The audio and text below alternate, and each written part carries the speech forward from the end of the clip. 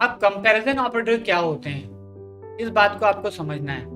देखिए, जब हम बात करते हैं कंपैरिजन ऑपरेटर की, तो जो भी ऑपरेटर्स हमें कंपेयर करने के लिए ज़रूरत है, मतलब जो है अगर हमें कंपेयर करना है दो वेरिएबल्स को, ठीक है ना, तो हमको कुछ ऑपरेटर्स चाहिए। इसमें हर काम के लिए देखिए प्रोग्रामिंग में हमें ऑपरेटर्स की ज़रूरत है, बिना इसके होंगे नहीं। तो पहले तरीके के ऑपरेटर में देखिए अरिथमेटिक ऑपरेटर, और दूसरे तरीके अपने कहा जब हमको कंपैरिजन करना है, क्या दो वैल्यूज एक दूसरे के बराबर हैं, तो हमें क्या चाहिए, ये इक्वल टू ऑपरेटर चाहिए, ठीक है ना। क्या दो वैल्यूज एक दूसरे के बराबर नहीं है, तो नॉट इक्वल टू चाहिए। क्या पहली वैल्यू दूसरी वैल्यू से बड़ी है, तो ये जो ग्रेटर देन सिंबल, जो थर्ड वाला आपको दिख रहा है। और क्या पहली वैल्यू दूसरी वैल्यू से छोटी है, तो लेस देन। क्या पहली वैल्यू दूसरी वैल्यू से बड़ी या बराबर है, तो ग्रेटर देन इक्वल टू। और क्या पहली वैल्यू छोटी वैल्यू से छोटी या बराबर है, तो लेस देन इक्वल, ठीक है ना। तो इस तरीके के ऑपरेटर्स यहाँ पर एक कंपैरिजन ऑपरेटर कहलाते हैं। और एक बात और, कंपैरिजन ऑपरेटर जो होते हैं वो हमेशा कैसा रिजल्ट देते हैं, बूलियन।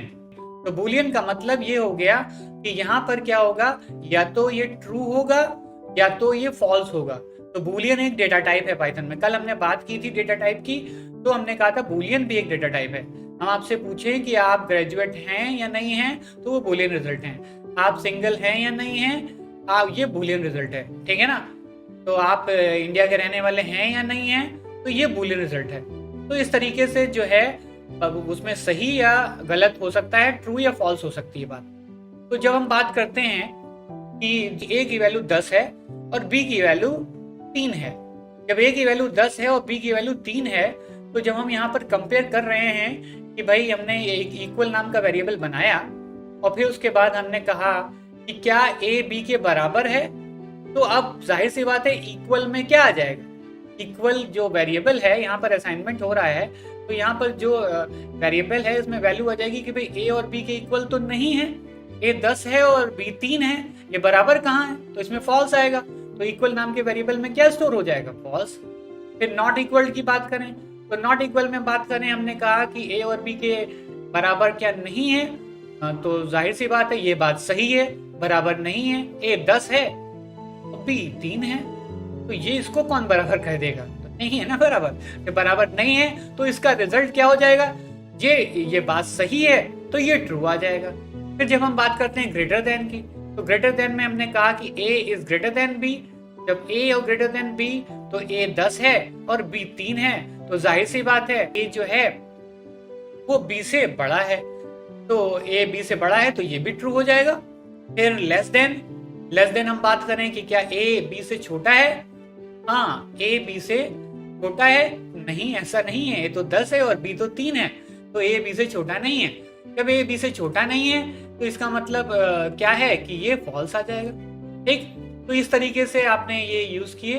फिर हमने कहा कि भाई जब हम बात करते हैं ग्रेटर देन और इक्वल टू की, तो ग्रेटर देन इक्वल टू के लिए यहाँ पे देखिए क्या ए बी से बड़ा या बराबर है, तो बराबर तो नहीं है लेकिन बड़ा है। यहाँ पे ध्यान रखें, यहाँ पे बच्चे कंफ्यूज होते हैं। तो ये बराबर तो नहीं है लेकिन बड़ा है, तो A is greater than equal to B, तो इसका मतलब है कि कोई भी कंडीशन ट्रू हो, चाहे बड़ा हो या बराबर हो, तो ये ट्रू देगा। देखिए इसीलिए इसका आउटपुट ट्रू आ रहा है। फिर उसके बाद हमने कहा क्या लेस देन, क्या ए बी से छोटा या बराबर है, तो छोटा या बराबर है, तो जाहिर सी बात है ए तो हमारा 10 है, छोटा तो होने से रहा, इक्वल भी नहीं है, 10 और 3 कहाँ बराबर भी नहीं है, तो ये कंडीशन क्या हो गई, ये कंडीशन फॉल्स हो गई। तो अब इस तरीके से जब हम इन सबको प्रिंट कराएंगे तो ये क्या आ जाएगा, ये सब इस तरीके से जब हम देखिए यहाँ पर एफ स्ट्रिंग लगा के प्रिंट करा रहे हैं, तो इसका आउटपुट हमने जो बताया ये ट्रू फॉल्स और ये इस तरीके से आ जाएंगे। तो जल्दी से इसको हम कोड विंडो पे देख लेते हैं। तो यहाँ पर हम आ गए और इसको हम जो है कर देंगे बाकी। देखिए तो हमने कहा a की वैल्यू यहाँ पर हमने बोल दिया 10 और b की वैल्यू जो है ये 5। तो यहाँ पर हमने दिया कि भाई पहला ऑपरेटर हम इसको सीधे प्रिंट कराते हैं, ठीक है ना, सीधे प्रिंट कराते हैं। क्या a से पहले लेस देन को देख लेते हैं, ठीक, सारे एक साथ करते हैं, ठीक है ना, ये सारे ऑपरेटर्स कवर करने हैं तो बहुत जल्दी करेंगे हम, ठीक है ना। A is greater than B, और यहाँ पर ये पहले less than equal to less than greater than हो गया, फिर डबल इक्वल्स, फिर नॉट इक्वल, फिर उसके बाद ये लेस देन हो गया, फिर हम लेस देन इक्वल। देखिए इसको याद रखने के लिए बच्चे गलती करते हैं, इक्वल पहले लगा देते हैं, लेस देन बाद में लगा देते हैं। कि जिस तरीके से बोला जाता है उसी तरीके से लिखा जाता है, ठीक है ना। हम कभी बोलते हैं इक्वल लेस, नहीं, हम हमेशा लेस देन इक्वल बोलते हैं। कभी बोलते हैं इक्वल्स ग्रेटर, नहीं, हमेशा बोलते हैं ग्रेटर देन इक्वल, ठीक है ना। तो जिस तरह बोला जाता है उसी तरह लिखा जाता है। तो यहाँ पर जब हम आ गए और इसको हम जल्दी से प्रिंट कराते हैं। अब देखिए हो गया कि कुछ छूट रहे हैं, 1 2 3 6 होते हैं ये, और ये ऑपरेटर रिलेशनल ऑपरेटर भी कहलाते हैं, ठीक है ना। तो इनका आउटपुट देखिए पहले जल्दी से। तो यहाँ पर हम देखिए पहले वाले का देख रहे हैं, ए इज लेस देन बी, तो बात तो सही लगती है ना आपको, ठीक है ना। फॉल्स आ रहा है। दूसरा आ रहा है कि ए इज ग्रेटर देन बी, तो ये तो 10 है, ये तो बड़ा है, तो ट्रू आ रहा है, ये भी बात सही। और A is equal to B, बराबर कहाँ है, फॉल्स आ रहा है। फिर A is not equal to B, ये बात सही है क्योंकि ये 10 है, बी 5 है, तो ये बात सही हो गई।